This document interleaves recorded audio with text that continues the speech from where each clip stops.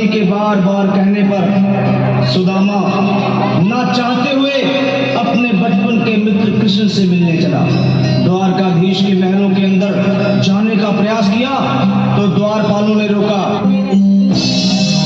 अरे ब्राह्मण, किधर को जा रहे हो? जानते भी हो यह मार्ग किधर जा रहा है? यह मार्ग द्वारकाधीश श्री कृष्ण के महलों को जाता है।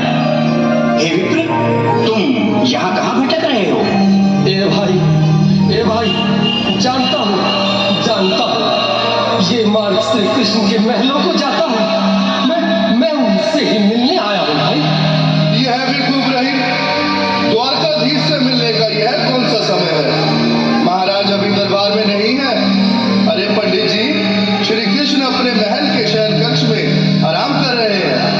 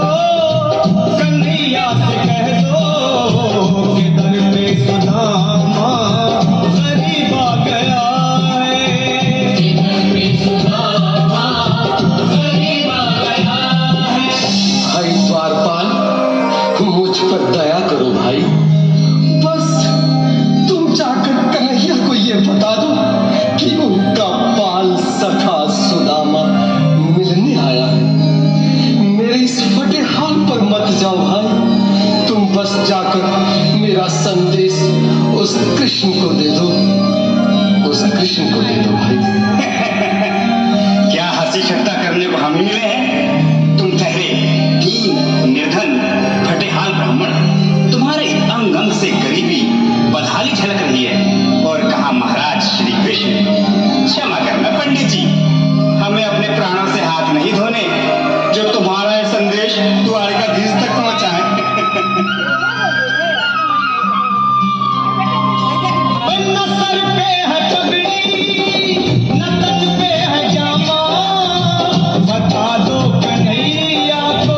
नाम है सुदामा, बता दो कन्हैया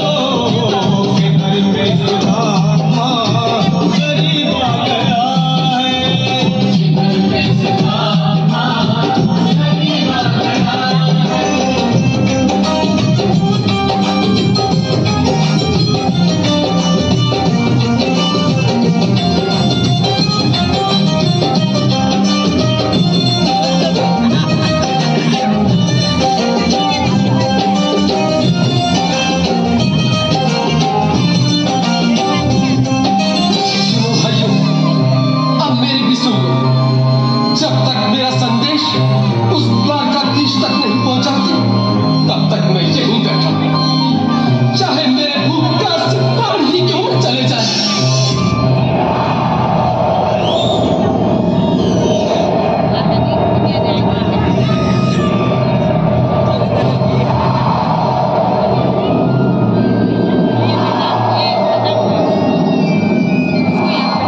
ये साथी, ये ब्राह्मण बहुत साथी है। हाँ भैया, सुबह तो शाम होने को है, पर ये यहाँ से जाने का नाम ही नहीं ले रहा। अरे देखो तो सही, इसकी देह कैसे कांप रही है, लगता है जैसे प्राण फंदों पर अटके हैं। भगवान न करे अगर ब्राह्मण ने यही प्राण त्याग दिए तो, और अगर ये सच में द्वारकाधीश का मित्र हुआ तो क्या होगा भैया?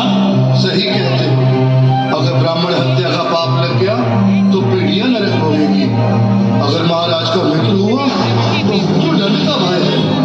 अपनी आने वाली पीढ़ियों को नरक में डालने से तो ये संदेश पहुंचाना ही ज्यादा अच्छा है। क्यों ना महाराज का संदेश पहुंचा दें? ऐसे करो, तुम जाओ भैया। तुम जाओ भैया, तुम उम्र में बड़े ठहरे,